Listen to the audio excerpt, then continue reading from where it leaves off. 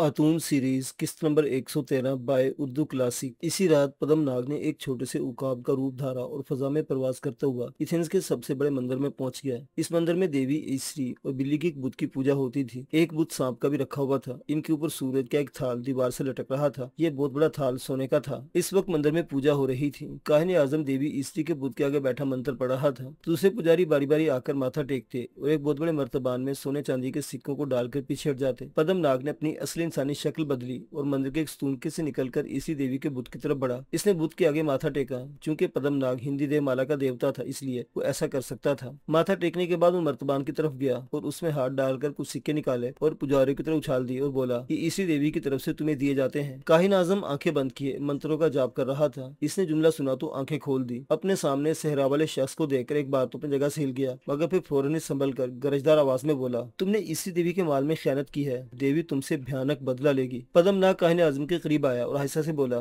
इस वक्त मैं तेरी मौत बनकर यहाँ आया हूँ और मेरे चुंगल से तेरी इसी देवी भी तुझे नहीं बचा सकेगी। काहिन आजम उठ खड़ा हुआ। इसका जिस्म गुस्से से कांप रहा था, चेहरा आग बगोला हो रहा था और आंखों से चिंगारियां फूट रही थी। आज तक किसी को जरूरत नहीं हुई थी कि इससे ऐसी बात कह सके, लेकिन वो अंदर ही अंदर पद्मनाग से खाइफ भी था, क्योंकि एक बार इसका तिलिस्म इस पर बेकार साबित हो चुका था। दूसरे पुजारियों ने काहिन आजम और एक अजनबी को दुश्मनों की तरह आमने सामने मुकाबले पर खड़े देखा तो पहले हैरत का इजहार किया और फिर डरकर इधर उधर हो गए, क्योंकि काहिन आजम ने एक मंत्र पढ़कर पद्मनाग पर चंदन की एक मुट्ठी फेंक दी थी, जो चिंगारी और अंगारे बनकर इस पर गिरी। पद्मनाग दूसरे लम्हे अपनी जगह से गायब था। हर तरफ भगदड़ सी मच गई, लेकिन काहिन आजम अपनी जगह डटा रहा। इसे मालूम था कि इसका दुश्मन वही मौजूद है। पद्मनाग इस वक्त एक छोटा सा भूरे रंग का जहरीला सहराई सांप बनकर इसकी गर्दन से चिमट गया। काहिन आजम ने एक मंत्र का जाप किया, जिससे इसकी गर्दन इतनी गर्म हो गई कि पद्मनाग इसकी गर्दन से उछलकर दूर जा गिरा। सांप के गिरते ही काहिन आजम ने पानी की कटोरी में से एक चुल्लू भरा और नया मंत्र पढ़कर इसका छींटा पद्मनाग पर मारा। पानी खोलता हुआ लावा बनकर गिरा, मगर इससे पहले ही पद्मनाग एक बार फिर गायब हो चुका था और अब वो एक छोटी सी चिड़िया के रूप में देवी के बुत के पीछे छुपा किसी नए हमले के बारे में सोच रहा था। आखिर गगन के मंडल के देवताओं ने इसकी मदद की और इसके कान में खास बात फूंकी। पद्मनाग अब एक ऐसे राक्षस रावण की शक्ल में जाहिर हुआ, जिसके 10 सर थे और हर सर पर एक एक सांप बैठा पुकार रहा था। इसका कद मंदिर की छत को छू रहा था। इसके 10 बाजू थे और हर बाजू के 4-4 हाथ थे। हर हाथ में कोई न कोई खतरनाक नुकीला और तेजधार वाला हथियार था। वो भारी बोझल कदम उठाता काहिन आजम की तरफ बढ़ा। काहिन ने कई तिलिस्म फूंके, कई मंत्रों का जाप किया, मगर पद्मनाग ने जो रूप बदल रखा था वो गगन मंडल के देवताओं का अता करदा था। इसको मिटाना एक फनी इंसान के बस की बात नहीं थी। अब काहिन आजम के सामने फिरार के सिवा कोई रास्ता ना था। इसने अपने पैरों में पहनी हुई खड़ावें उतारकर बगल में दबाई और जमीन से 15 फीट फजा में बुलंद होकर प्रवास करता हुआ मंदिर के मेहराबों से निकलकर सहरा की तरफ उड़ने लगा। पद्मनाग भी फजा में उछला और एक हैबतनाक बादल की तरह इसके ऊपर साया किए इसके साथ साथ उड़ने लगा। देखते देखते वो लखोदक सहरा में पहुंच गए। पद्मनाग ने नीचे देखा, काहिन आजम फजा में नहीं था। पद्मनाग चौंक कर वही सहरा में उतर गया। गगन मंडल के रावण का रूप बदलकर इसने एक लख्त काले सांप की शक्ल इख्तियार की और रेत में छुपकर चारों तरफ का जायजा देने लगा। वो बार बार अपनी जुबान बाहर निकालकर फजा में काहिन आजम की बू सूंघ रहा था। काहिन आजम अपने एक खास तिलिस्म से छिपकली बनकर रेत पर एक जानिब रेंगता जा रहा था। पद्मनाग को तशवीश हुई। काहिन आजम की बू कहीं नहीं थी। पद्मनाग अपने तिलिस्म के जोर से सांप की शक्ल में फजा में बुलंद हुआ और इसकी गोल गोल सुर्ख आंखें दूरबीन की तरह सहरा में दूर नजदीक की खबरें लाने लगी। अचानक इसकी नजर रेत पर तेजी रेंगती हुई एक छिपकली पर पड़ी। उड़ते हुए छिपकली के ऐन ऊपर आ गया। यहाँ पहली बार इसे काहिन आजम की बू महसूस हुई। वो समझ गया कि ये छिपकली ही असल में काहिन आजम है। पद्मनाग ने ऊपर से एक तेज फुंकार छिपकली के ऊपर फेंकी। इस फुंकार ने छिपकली के जिस्म में आग लगा दी। आग लगते ही काहिन आजम अपनी असली शक्ल में आ गया। इसके जिस्म में आग लग चुकी थी और इसका गोश्त जल रहा था। काहिन आजम तड़प तड़प कर जमीन से 2 फुट बुलंद हुआ और फिर नीचे गिर पड़ता। पद्मनाग इसके गिर चक्कर लगा रहा था। आखिर काहिन आजम को शोलों ने चाट लिया और इसकी सियाह हड्डियों का हैबतनाक पंजर रेत पर पड़ा रह गया। पद्मनाग उड़ता वापस आतून के पास इसके सफारती महल में आया और काहिन आजम की मौत की खबर सुनाई। आतून इसी वक्त फिरौन के पास शाही महल पहुंचा। फिरौन रहीमस को भी काहिन आजम की मौत की इत्तला नहीं मिली थी। फिरौन ने काहिन आजम की मौत पर अफसोस का इजहार कहा, अगरचे मेरा दुश्मन था, लेकिन इसकी मौत से मुझे दुख पहुंचा। ये रवैया इस ओहदे की एक रवायती बादशाह या फिरौन के रवैये से बिल्कुल मुख्तलिफ था। आतून को पूरा पूरा यकीन हो गया कि फिरौन कुदरती मौत नहीं मरेगा। अगरचे आतून तारीख के साथ हजारों बरस का सफर कर चुका था, मगर इसे हर बादशाह के इंजाम की खबर नहीं थी। कई गुमशुदा कड़ियां भी थी। फिरौन रहीमस के रास्ते की दोनों पत्थर साफ हो गए। चुनांचे इसने खुदा की इबादत का हुक्म दे दिया और इसी देवी के माबद को बंद करा दिया। राया के दिलों में इसी देवी की मोहब्बत काफी गहरी हो चुकी थी। ये मोहब्बत कई हजार बरसों से जारी थी। एक लम्हे में ये मोहब्बत इनकी दिलों से कैसे दूर की जा सकती थी। चुनांचे इसे इनकलाबी कदम उठाते चंद रोज गुजरे थे कि एक रोज जबकि फिरौन रहीमस सुबह की इबादत के लिए मुकद्दस टीले की तरफ जा रहा था, पीछे से एक तीर आकर इसकी पीठ में लगा। ये जहर में बुझा हुआ तीर था। तीर के लगते फिरौन घोड़े से गिर पड़ा। मुहाफिज जैसे कि सिपाही घोड़े दौड़ाते उस तरफ पहुंचे, लेकिन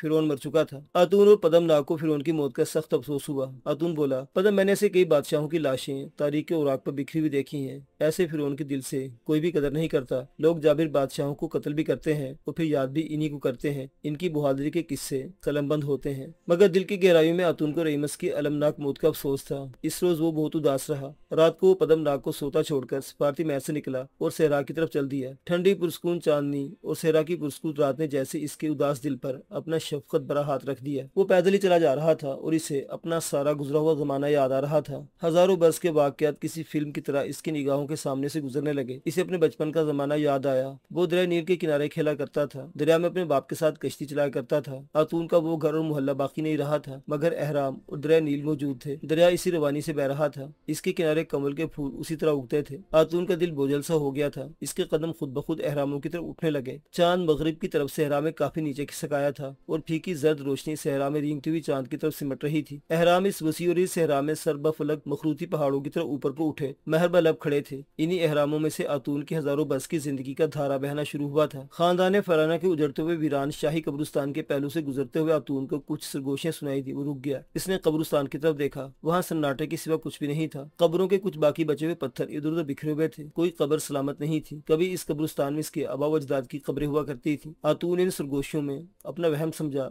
और अहराम की तरफ कदम उठाया। सरगोशियों की आवाजें एक बार फिर सुनाई दी। अब वो चौंका। इसने कब्रिस्तान की तरफ निगाहें जमा दी। आवाजें इसी जानिब से आ रही थी। जर चांदी में तबाहाल कब्रिस्तान दास्तान इबरत सुना रहा था। आतून ने दो इंसानी हवेलों को कब्रों के पत्थरों के दरमियान से गुजरते देखा। वो औरतें थीं जिनके लिबास कदीम मिस्र की लड़कियों जैसे थे। इनके हाथों में लंबे डरलों वाले कमल के फूल थे। वो एक दूसरे से हंस हंस कर बातें कर रही थी। फिर उनमें से एक ने आतून की तरफ देख अपनी सहेली को इशारा किया। इसने गर्दन घुमाकर आतून को देखा। चांदी में इनके जिस्म धुंधले नजर आ रहे थे। दोनों मुस्कुराई और चांदी में चंद कदम चलने के बाद गायब हो गई। आतून इसे आसेब समझकर आगे चल पड़ा, क्योंकि इसके ख्याल में पुराने कब्रिस्तानों में रूहें कभी कभी आधी रात को आ जाया करती थी। अहराम चंद कदम के फासले पर रह गया। आतून को अपने हजारों साल पुराने खानदान के लोगों की याद सताने लगी। इनकी कभी कभी उदास और कभी मुस्कुराती शक्लें आंखों के सामने से गुजरने लगी। और फिर एक तरफ से ठंडी आह भरने की आवाज आई और साथ ही किसी ने इसका नाम लेकर पुकारा। आतून ने जल्दी से उस तरफ घूमकर देखा। इसे अपनी बाईं जानिब एक साया नजर आया जो एक मखरूती चट्टान के पास खड़ा। वो कोई औरत थी। आतून का दिल धड़कने लगा। वो अपनी जगह पर साकित खड़ा रहा।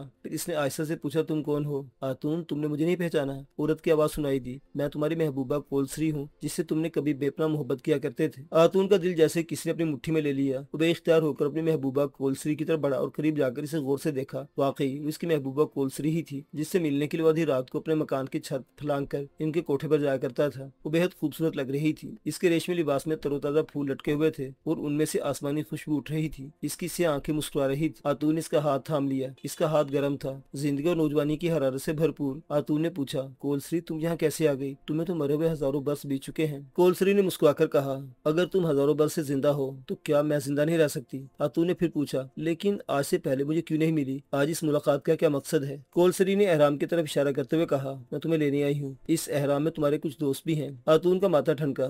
वाकयात कुछ अजीब सा रुख इख्तियार कर रहे थे। इसने कहा, वहाँ मेरे कौन दोस्त है? कोलसरी बोली, तुम खुद चलकर देख लोगे, मेरे साथ आओ। आतून इसके साथ अहराम की तरफ बढ़ा। इसे यूं महसूस हो रहा था जैसे वो ख्वाब में चल रहा हो। देव कामन मुखरूती अहराम का कोई दरवाजा नहीं था। बहुत पुराना अहराम था। अब कोलसरी ने आतून का हाथ थाम लिया। आतून ने देखा, अहराम की दीवारें एक मेहराब बन गई थी। ये धीमी धीमी रोशनी की मेहराब थी। कोलसरी सरगोशी में आतून से कहा, मैं हजारों बरस से तेरी राह देख रही थी, इसलिए मैंने हजारों बरस इंतजार किया है। आतून का दिल जोर जोर से धड़कने लगा। कोलसरी से हाथ से लेकर अहराम के मेहराबी दरवाजे से गुजर गई। सामने अनगिनत स्तूनों वाला एक दालान था। दीवारों के बुसीदा ताकों में कहीं कहीं बहुत धीमी सी रोशनी वाली शम्में रोशन थीं। आतून ने कोलसरी से कुछ पूछना चाहा, लेकिन खामोश रहा। वह बेहद मुकद्दस और हैबतनाक सुकूत तारी था। वो स्तूनों के दरमियान से गुजरते सामने वाली दीवार के करीब पहुंचकर रुक गए। यहाँ दीवार में एक ताबूत सीधा खड़ा था। कोलसरी ने इसका ढकना किसी दरवाजे की तरह खोल दिया। ताबूत में मम्मी की जगह एक दरवाजा था, जिसके दूसरी तरफ एक जीना नजर आ रहा था। कोलसरी आतून का हाथ थामकर जीने तय करने लगी। जीनों के इख्तिताम पर एक सरसब्ज़ व शादाब बाग था। यहाँ सरों के ऊंचे ऊंचे दरख्तों के दरमियान फूलों के तख्ते चांदनी में महक रहे थे। आसमान पर नीले सितारे चमक रहे थे। आतून ये सब कुछ देखता हुआ सहरज़दा अंदाज में कोलसरी के साथ चल रहा था। बाग के वस्त में एक सफ़ेद गुंबद वाली इमारत थी, जिसके चबूतरे पर संगे मरमर के तख्त रखे थे। इन तख्तों पर रेशमी कालीन बिछे हुए थे और फूलों के ढेरों में ऊदो अंबर सुलग रहे थे। इनकी महक चारों तरफ फैली हुई थी। आतून ने आहिस्ता से पूछा, ये कौन सी जगह है कोलसरी?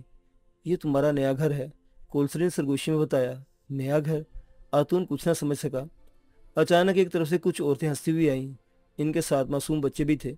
आतून के करीब आकर उन्होंने मुस्कुराते हुए कहा, हमारा भाई आया है, मुबारक हो। ये कहकर वो बाग के दूसरे हिस्से की तरफ चली गई। आतून ने कोलसरी से पूछा, ये कौन थी? कोलसरी ने मुस्कुराकर कहा, तुम इन्हें भी नहीं पहचानोगे। ये तुम्हारे खानदान की खवातीन हैं, मगर कुछ तुमसे पहले की हैं और कुछ बाद की। क्या मतलब? आतून ने ताज्जुब से पूछा। कोलसरी बोली, कुछ खवातीन वो हैं जो तुम्हारी पैदाइश से 100 बरस पहले तुम्हारे खानदान में पैदा होकर मर गई थीं, और कुछ वो हैं जो तुम्हारी तभी उम्र पूरी होने के बाद पैदा हुई और अपनी ज़िंदगी गुजार कर मर गई। तो क्या ये मरने के बाद की सरजमीन है? कोलसरी ने आतून के होंठों पर उंगली रख दी। कोलसरी के हाथ में से हिना की अजीब सी सहरंगेज खुशबू आ रही थी। खामोश रहो आतून, ये तुम्हारी हज़ारों बरस पुरानी जिंदा दुनिया नहीं है, ये अब्दी दुनिया है। यहाँ 1000 बरस 1 सेकंड से भी कम मुद्दत की हैसियत रखता है। आतून ने पीछे मुड़कर देखा। इसे वो अहराम नजर न आया जिसके दरवाजे से गुजरकर वो यहाँ आया था। अब पहली बार आतून को महसूस हुआ कि इसकी ज़िंदगी के तवील खेल का पर्दा गिरने वाला है। हज़ारों बरस से जिंदा रहते हुए इसे ज़िंदगी से प्यार हो गया था। वो इसे छोड़ना नहीं चाहता था। इससे सोचा कि किस तरह वहाँ से फरार हो जाना चाहिए। कोलसरी इसकी तरफ देखा और मोहब्बत भरे लहजे में बोली, क्या तुम मुझे फिर छोड़कर चले जाओगे? आतून, अभी तो तुम अपनी बीवी बच्चों से भी मिलना है, वो तुम्हारी राह देख रहे हैं। अपनी बीवी का ख्याल ही आतून के दिल में गुदार सा पैदा हो गया। इसे अपनी प्यारी बीवी का इशारे मोहब्बत और शनासी याद आने लगी।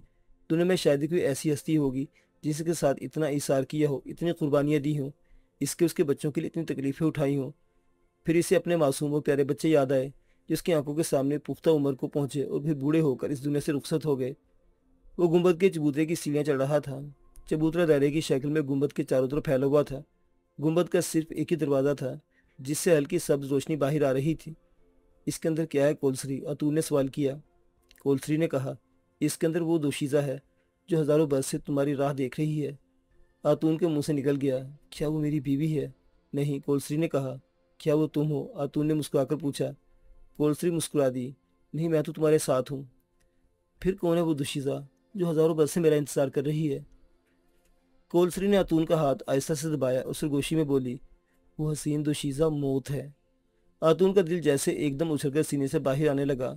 ये खौफ की वजह से नहीं था, बल्कि एक हैरतअंगेज तजस्सुस के बाइस था। मौत एक ऐसी शय थी जिसको आतून बिल्कुल ही भुला बैठा था। अब वो उसके सामने थी और वो इसकी फैली हुई बाहों की तरफ जा रहा था। आतून के दिल से मौत का तजस्सुस भी जाता रहा। इसके कदम खुद ब खुद गुंबद की तरफ उठने लगे और वो खुद मौत की हसीना को गले लगाने के लिए बेताब था। वो अपनी महबूबा के साथ गुंबद में दाखिल हो गया।